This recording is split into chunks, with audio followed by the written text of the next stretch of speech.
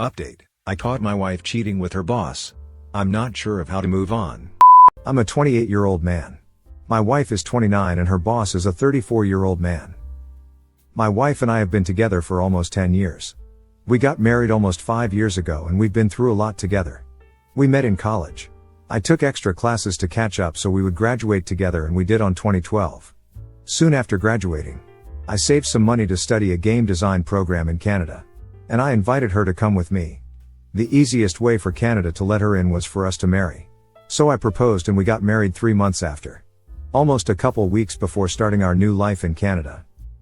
Everything was magical and great for a while. Since everything was new for us. Slowly, studying started to take over more and more of my time. Since the school I enrolled into was very intensive and demanding, I was willing to put all of my time and energy into it, since the successful completion of the program would determine my chances of landing a job in the industry. This, of course, made her feel lonely and cast aside. This was one of the first challenges we faced together. And they only kept getting tougher and more complicated. This, in a way, tempered us and taught us to communicate better as a couple. It forced us to state our long-term goals as individuals, and it made our differences very clear to work on. So we did. I eventually got the job I so hard fought for.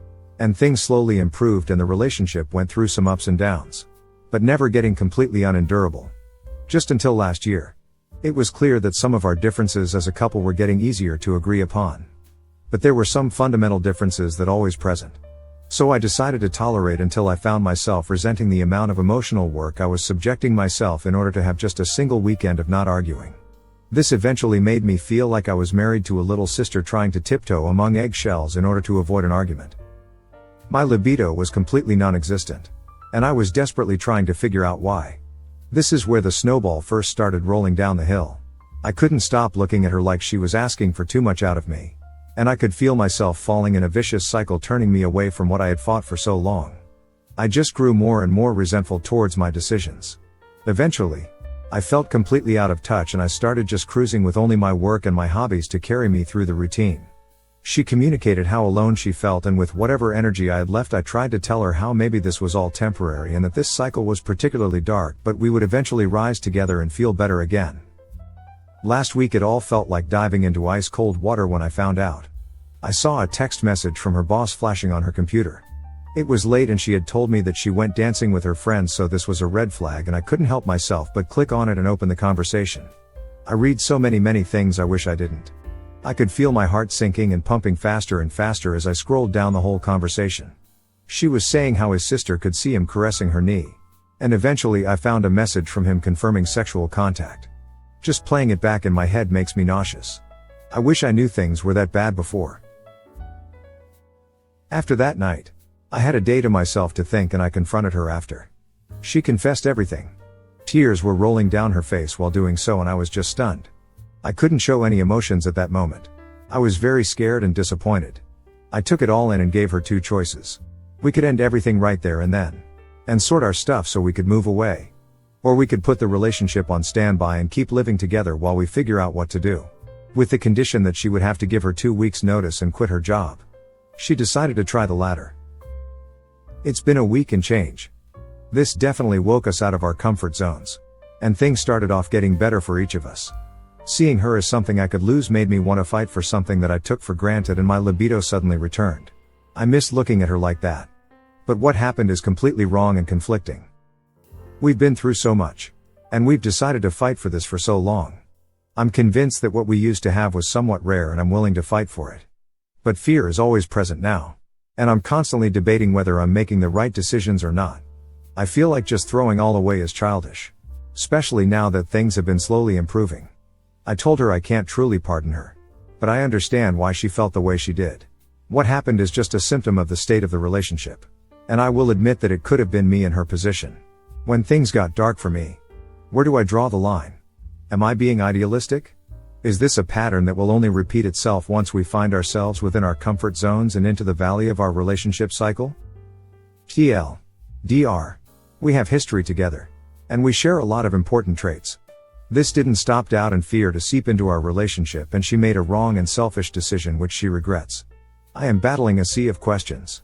I'm not certain if I'm going to regain the trust. Yet I care so much for her. I truly want to see her happy. But I'm not certain she will ever be with me given our differences. Update. It's hard to believe it's been this long already. After reviewing my original post, I can see that a lot of things are clear and defined now, but there's still a lot that hasn't really changed since then. Back then, shortly after everything happened, I took a vacation week and went back to see my parents and sisters. I told them about the situation and naturally they were all disappointed. Fortunately though, they were very adamant of respecting any decision I considered the best. After debating it a lot, I concluded that the least we could do was try to grow out of the circumstances as a couple, and see how we felt about it. This, unsurprisingly, was a very idealistic plan. Things just were not that simple. Shortly after my time away, we had to move out of our apartment to a new one for unrelated reasons.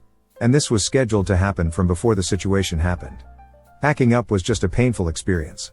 Should we put our things on separate boxes? Or are we going to be practical about it for now and figure out what happens later? We moved into the new apartment and the relationship seemingly froze in time for a couple months. There were unpacked boxes sitting idle. Framed posters that were never hanged. It was impossible to set up our new apartment without knowing exactly if this was going to be our place or not. It was interesting how our environment accurately mirrored how we felt inside. For me, personally, it was helping me get through the days. Just not having to worry about moving forward in that regard. By then I was very emotionally tired. And I took that chance to pretend like everything was stable for a while. Eventually, we had to move on. Get out of the limbo we made. My determination to make things better for us was quickly challenged whenever I saw ourselves as a new marriage. What I originally thought only as leftover anger that would eventually go away only solidified and took shape into what could be described as demons within me. For example, she would go out with a female friend of hers. Everything was normal until I sent a message to check in with her, and after just 20 minutes of waiting, those negative feelings would grow into a lot of anxiety, anger and desperation. As much as I wanted, I couldn't do anything else. This state replaced every thought in my mind. This experience was so strongly negative. I only had to live it twice before deciding for good that this plan was not going to work. I sat down and explained this, and took steps to break down everything she could do to alleviate my anxiety and regain my trust. These conditions were in my perspective very reasonable. I was expecting her to message me whenever she arrived or left work, and if she had any plans for the night. The other condition was just to pay attention to her cell phone for calls or messages, since she had a bad habit of forgetting about it for hours at a time. She wasn't thrilled about this, even after I made it clear it was only temporary, and that she needed to regain my trust. I understand why for some people these conditions could be unacceptable. But, if she could not do this for me, I felt we were not both trying equitably. This was what I needed to know to move the limbo forward in the opposite direction. Sadly, but for the best, we took the decision to end the relationship. She started looking for apartments to move to shortly after. She eventually confessed that she was still in contact with her old boss. I feel we took the right decision. Last night she took the last of her things and moved out. We're in good terms. I can't see a friendship between us right now obviously, but I hope we can reach that point sometime in the future. She gave me her apartment keys. And that was it. I truly wish her the best. I hope she can find the happiness she's looking for. My plan now is to try to have some fun and enjoy my solitude. There's so many games I want to play and new things I want to learn. Part of me is still scared. But I now know it's only about giving it some time. Things will all feel normal eventually. I'm glad I'll be there to experience it all over again. TLDR. Relationship froze in time. New anxiety hovered over the relationship after the incident, and conditions had to be put in place in order to rebuild trust. After not being able to reach an agreement, we decided we gave it a fair try and we wished each other the best.